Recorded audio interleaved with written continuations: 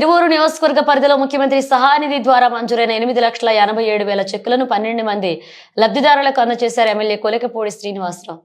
48,500 రూపాయలు.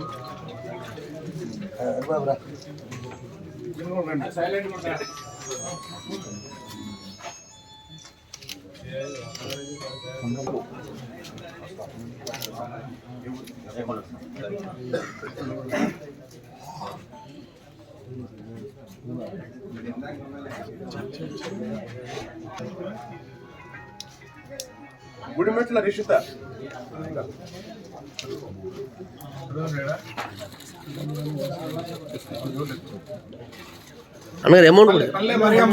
పల్లె మరియమ్మ 43,920 రూపాయలు.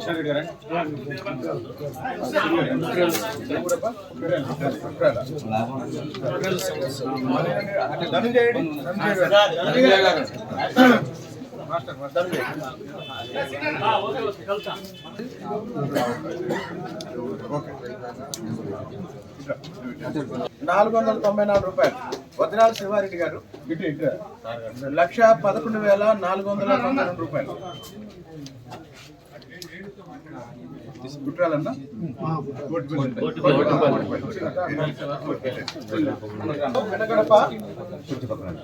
81,788 రూపాయలు.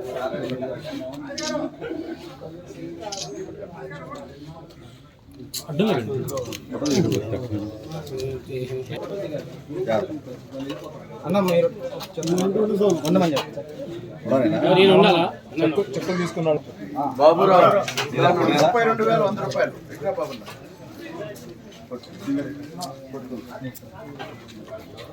కృష్ణారెడ్డి గారు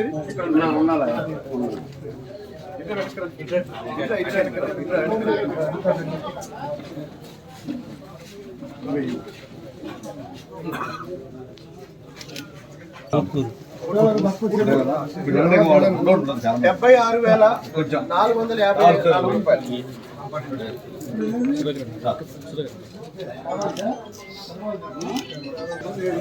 ముక్కల సత్యనారాయణ వెస్ట్ మాధవరం 86,900 రూపాయలు.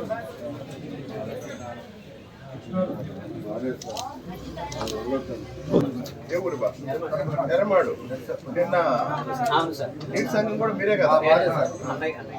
ఎర్రవాడ మధుసూదన్ రండి. 95,537 రూపాయలు. గోడెంపూడి మధుసూదన్ నిన్న నీటి సంఘం. ఓకే. 2,07,078 రూపాయలు. నందిగామ గురునాథం ఎవరు?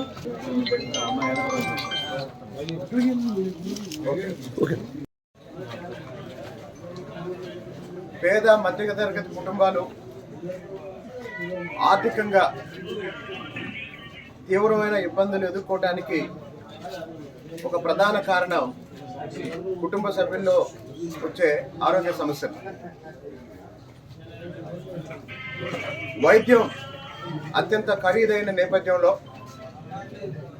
కుటుంబంలో ఎవరికి చిన్న ఆరోగ్య సమస్య వచ్చినా ఆ కుటుంబం అప్పుల పాలవుతుంది, ఆర్థికంగా నలిగిపోతుంది, ఆర్థికంగా చితికిపోతుంది.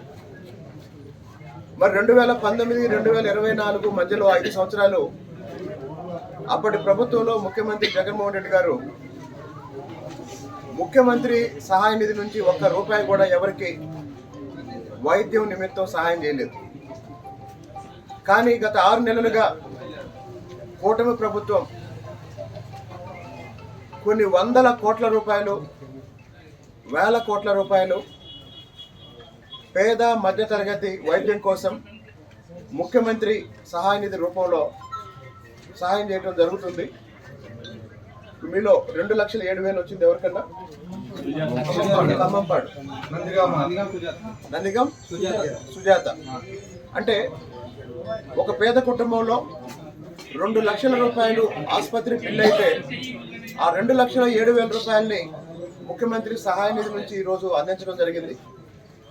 కాబట్టి విద్య మీద, వైద్యం మీద ఈ ప్రభుత్వం పూర్తి స్థాయిలో దృష్టి సారించి పనిచేస్తున్న విషయం గత 6 నెలలుగా మీరందరూ చూస్తున్నారు.